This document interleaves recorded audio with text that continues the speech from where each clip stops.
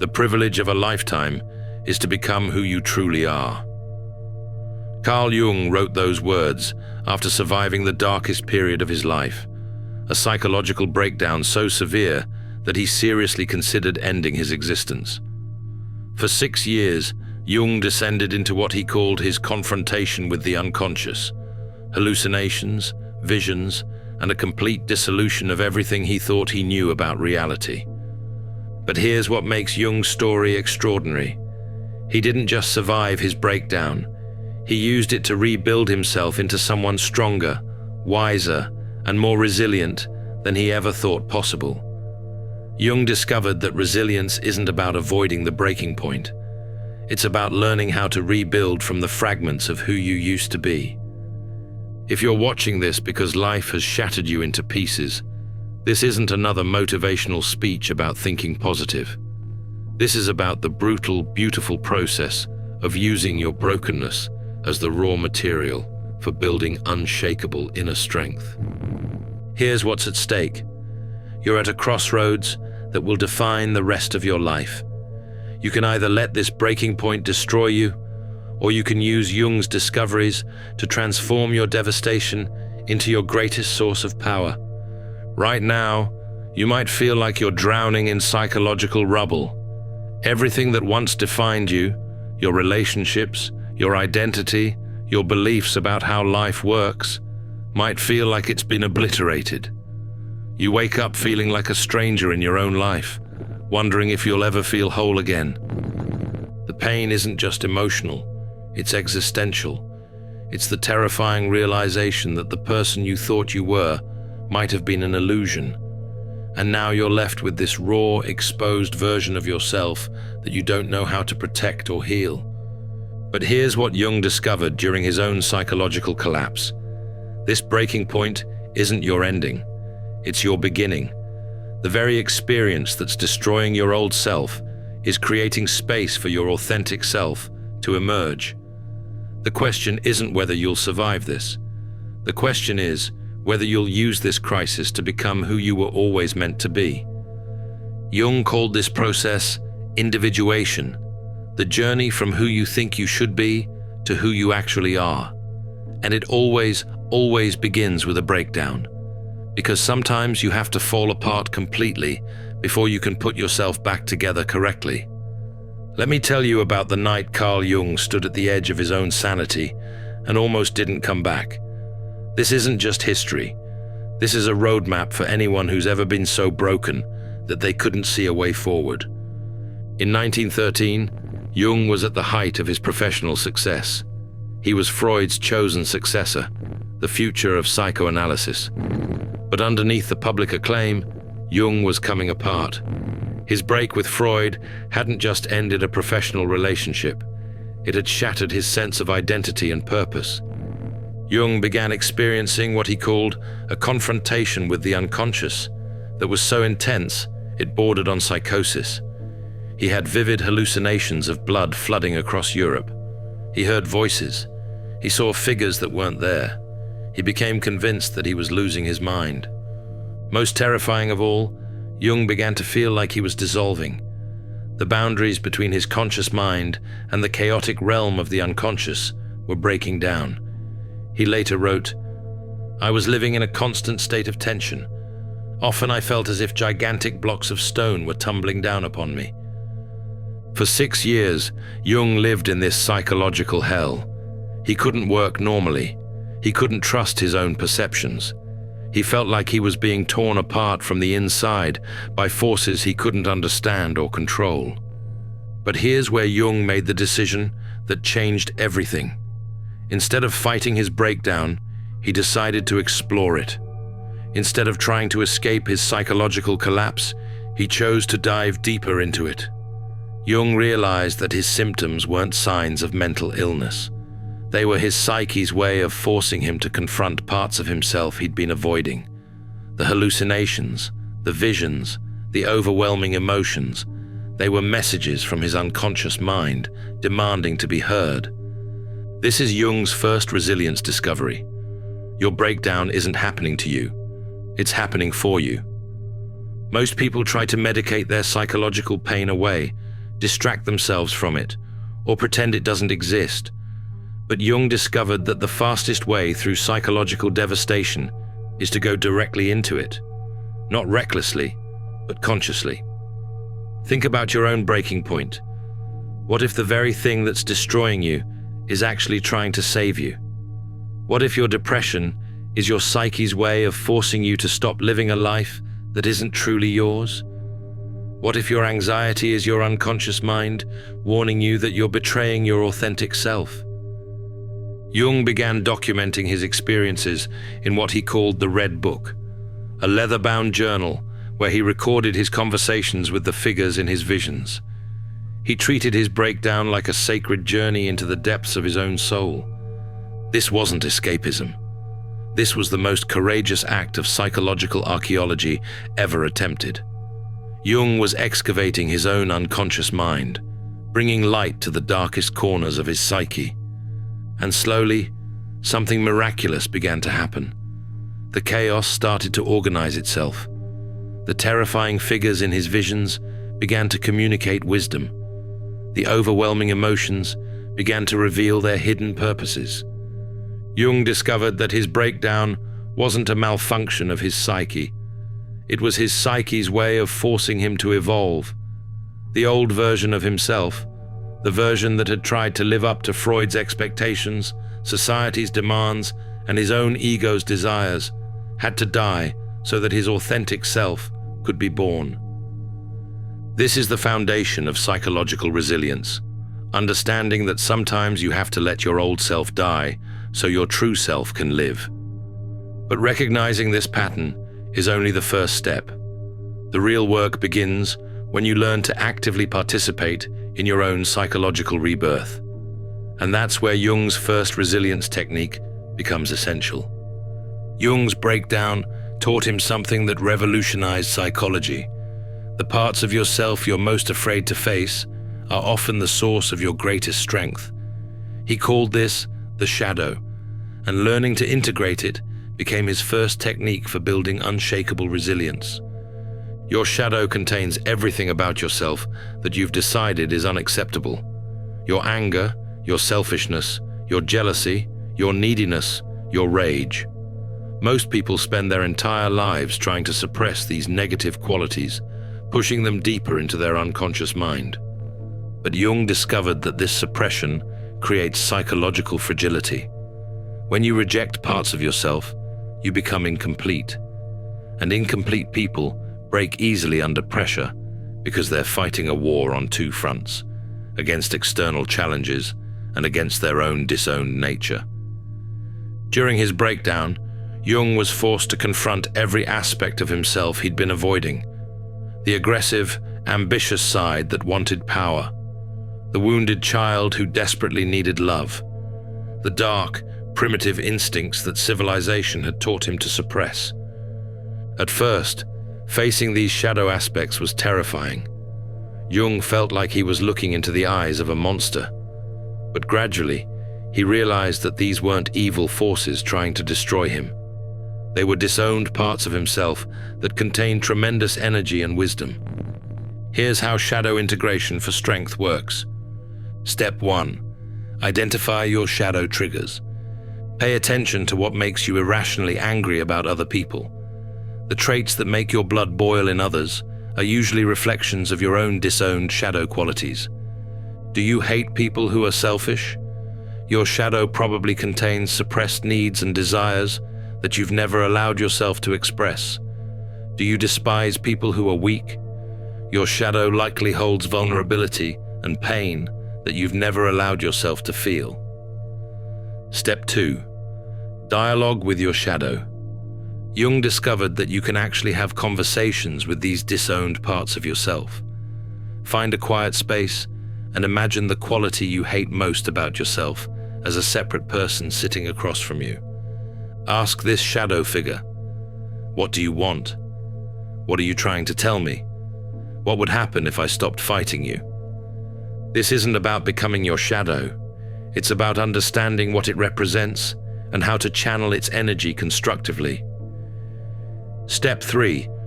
Conscious integration. Once you understand what your shadow wants, you can begin to express these qualities in healthy ways. If your shadow contains suppressed anger, you can channel that energy into passionate advocacy for causes you believe in. If your shadow holds disowned ambition, you can use that drive to pursue goals that align with your authentic values. Let me give you a concrete example.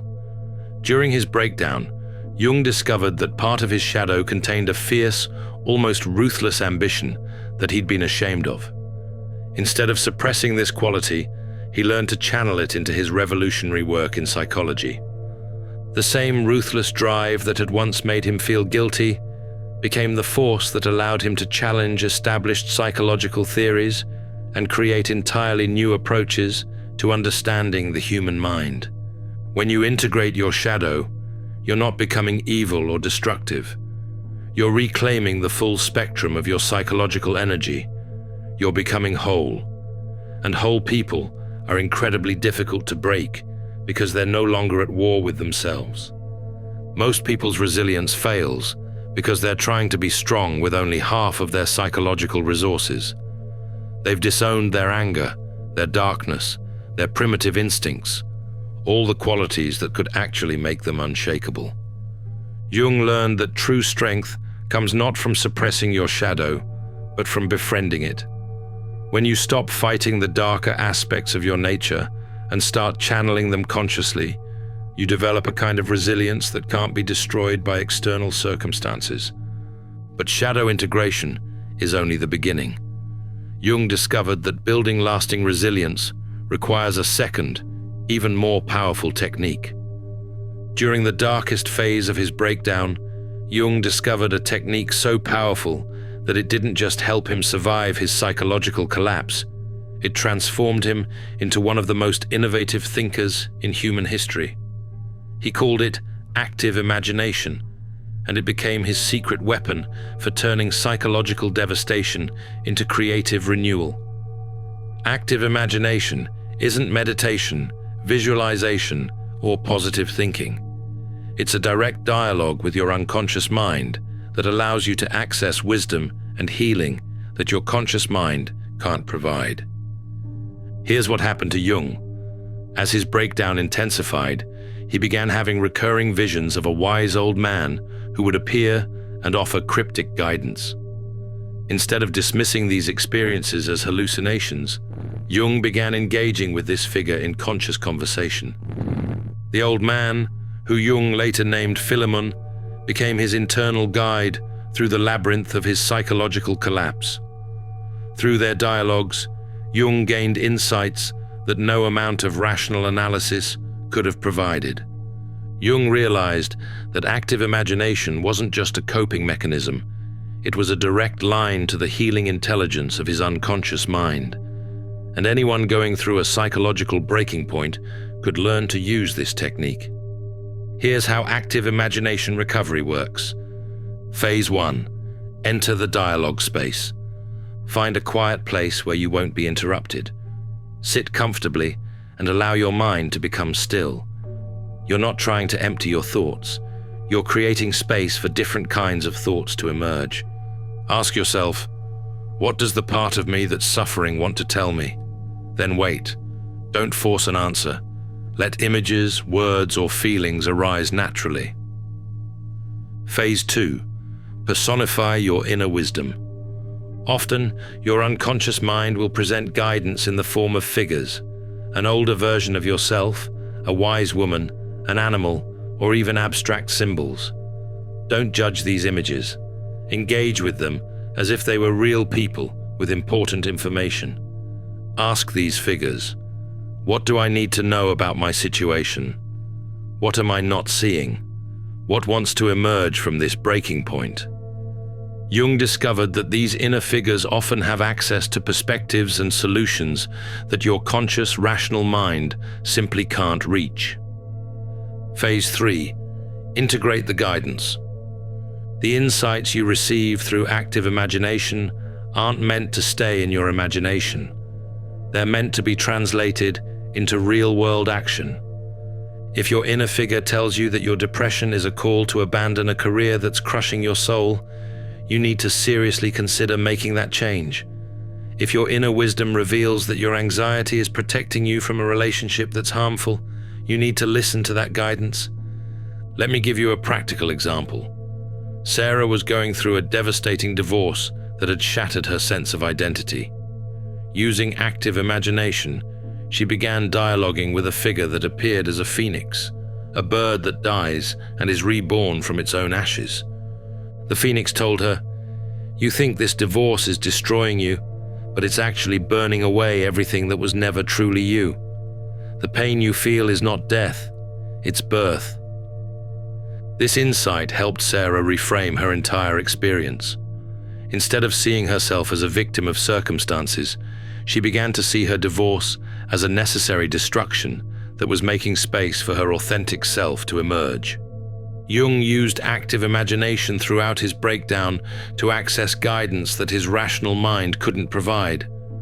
The technique didn't just help him survive his psychological collapse, it helped him understand that his breakdown was actually a spiritual and psychological initiation. Through active imagination, Jung learned to see his suffering not as meaningless pain, but as a sacred process of psychological death and rebirth. This perspective transformed his entire relationship with adversity. When you learn to dialogue with your unconscious mind, you gain access to a source of wisdom and resilience that external circumstances can't touch. You develop an inner compass that can guide you through any storm. But active imagination is still just preparation for Jung's most powerful resilience technique. Jung's final and most powerful discovery was that psychological breaking points aren't random disasters. They're precisely timed invitations from your soul to become who you were always meant to be. He called this process individuation, and it became his ultimate technique for transforming crisis into unshakable strength. Individuation is the journey from who you think you should be to who you actually are. And Jung discovered that this journey almost always begins with a crisis so severe that it forces you to question everything you thought you knew about yourself. During his breakdown, Jung realized that his psychological collapse wasn't a malfunction. It was his psyche's way of rejecting a life that had become too small for his authentic self. The version of himself that had tried to please Freud, meet society's expectations, and conform to professional standards had to die so that his true nature could emerge. This is why traditional approaches to resilience often fail. They try to help you get back to who you were before the crisis. But Jung discovered that true resilience comes from using the crisis to become who you were always meant to be. Here's how individuation through crisis works. Stage 1. Recognize the call. Your breakdown isn't random. It's happening because some part of you has outgrown your current life structure. The depression, the anxiety, the sense of meaninglessness, these are symptoms of a soul that's trying to evolve. Ask yourself, what aspects of my old life no longer fit who I'm becoming? What is this crisis trying to force me to release? Jung discovered that his breakdown was his psyche's way of forcing him to stop living Freud's vision of his life and start living his own. The crisis wasn't destroying his future, it was clearing space for his authentic future to emerge. Stage 2. Death of the false self. Individuation requires you to let certain aspects of your identity die. The people-pleasing version of yourself, the version that needs constant validation, the version that's afraid to disappoint others. This psychological death is terrifying because it feels like you're losing yourself. But Jung realized you're not losing yourself. You're losing the limitations that have been preventing you from becoming yourself. During his breakdown, Jung had to let go of his identity as Freud's successor, his need for professional approval, and his fear of being seen as unconventional. These deaths felt devastating, but they made space for his authentic identity to emerge. Stage 3. Birth of the authentic self. As you release what no longer serves you, something new begins to emerge. Interests you'd forgotten about resurface. Values you'd compromised become non-negotiable.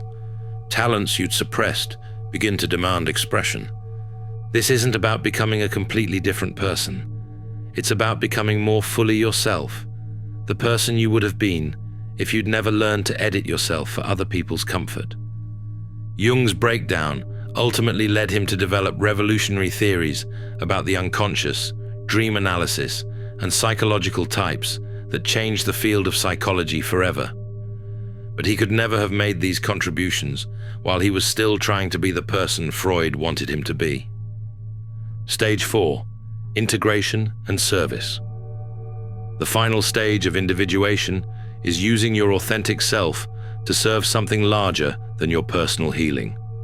Jung used his psychological breakthrough to help thousands of other people understand their own unconscious minds. When you complete the individuation process, you don't just become resilient, you become a source of resilience for others. Your willingness to go through the fire of psychological transformation gives others permission to do the same. This is the ultimate paradox of Jung's approach to resilience. The very experience that breaks you open is the same experience that makes you unbreakable. Because once you've died and been reborn psychologically, once you've faced the depths of your own darkness and emerged with your authentic self intact, there's nothing external circumstances can do to truly harm you. You've already survived the worst thing that can happen to a human being, the complete dissolution of your false identity. Everything else is just weather. After 6 years of psychological hell, something miraculous happened to Carl Jung. The chaos began to organize itself. The terrifying visions started communicating wisdom. The overwhelming emotions revealed their hidden purposes. Jung didn't just recover from his breakdown. He emerged as a completely transformed human being with insights that would revolutionize psychology. But this transformation didn't happen overnight. Jung discovered that psychological resurrection follows a specific pattern, one that anyone going through a breaking point can learn to navigate consciously. Jung called this the process of psychological death and rebirth, and understanding its stages is crucial for anyone who wants to build resilience from the ashes of their old life. Stage 1. The dissolution. This is the phase you're probably experiencing right now if life has broken you. Everything you thought you knew about yourself, your relationships, and your future feels like it's falling apart. You might feel like you're losing your mind, your identity, or your will to live. Jung discovered that this dissolution is actually sacred. Your psyche is breaking down the structures that have been limiting your growth. The depression, the anxiety, the sense of meaninglessness. These aren't symptoms of failure, they're symptoms of evolution. During this stage, Jung learned to stop fighting the dissolution and start honoring it. Instead of trying to quickly rebuild his old life, he allowed himself to fully experience the death of who he used to be. Stage 2. The descent. This is when you begin to explore the depths of your own psychology. Instead of trying to escape your pain, you start to investigate it. You begin to ask, what is this experience trying to teach me? What aspects of my old life were preventing me from becoming authentic? Jung spent years in this stage, using techniques like shadow integration and active imagination to explore the deepest layers of his psyche. This isn't about wallowing in pain, it's about mining your suffering for wisdom. Stage 3. The encounter. Eventually, you begin to encounter the authentic self that's been buried beneath years of conditioning, trauma, and social expectations. This isn't always pleasant. Your authentic self might have needs, desires, and values that are completely different from what you thought you wanted. Jung encountered aspects of himself that were wildly creative, spiritually inclined, and intellectually independent, qualities that had been suppressed by his need to fit into the established psychological community. Stage 4. The integration. This is when you begin to consciously integrate your discoveries into a new way of living. You start making choices based on your authentic values, rather than external expectations. You begin to express parts of yourself that have been hidden. Jung integrated his spiritual insights into his psychological work, developing theories about synchronicity, archetypes, and the collective unconscious that were completely revolutionary for his time. Stage 5. The service. The final stage is using your transformation to serve something larger than your personal healing. When you've successfully navigated psychological death and rebirth, you become a living example of what's possible for other people going through similar struggles. Jung devoted the rest of his life to helping others understand their own unconscious minds and navigate their own individuation processes. Here's what Jung discovered about this process. You can't skip stages, but you can move through them consciously. You can't avoid the death of your false self, but you can participate in the birth of your authentic self. Most people get stuck in the early stages because they're trying to get back to their old life rather than allowing themselves to be transformed by their crisis. They want to heal without changing, to become resilient without evolving. But Jung learned that true resilience isn't about becoming strong enough to withstand any storm. It's about becoming flexible enough to be transformed by the storm into something more authentic and powerful than you were before. The breaking point isn't your ending, it's your beginning. And now you have the tools to navigate that beginning consciously. Here's the truth that changed everything for Carl Jung and can change everything for you. Your breakdown isn't a malfunction. It's a breakthrough trying to happen. The very experience that's destroying your old self is creating space for your authentic self to emerge. The pain you're feeling isn't meaningless suffering. It's the birth pangs of who you were always meant to become. Jung discovered that resilience isn't about building walls strong enough to keep pain out. It's about developing the courage to let pain transform you into someone who can't be broken because they've already been broken and rebuilt themselves from the inside out. You have a choice. You can let this breaking point destroy you, or you can use Jung's techniques to transform it into the foundation of unshakable inner strength. Your assignment is to choose one of Jung's 3 techniques and begin applying it today. If you're ready to face your shadow, start identifying what triggers you most about other people. If you want to access your inner wisdom, begin practicing active imagination. If you're prepared for complete transformation, start asking what your crisis is trying to teach you about who you're meant to become. Remember, Jung spent 6 years in psychological hell and emerged as one of the most influential thinkers in human history. Your breaking point isn't your ending, it's your invitation to become who you were always meant to be. The privilege of a lifetime is to become who you truly are, and sometimes that privilege can only be claimed by those who have been broken open enough to let their authentic self emerge. Write in the comments, "I choose transformation."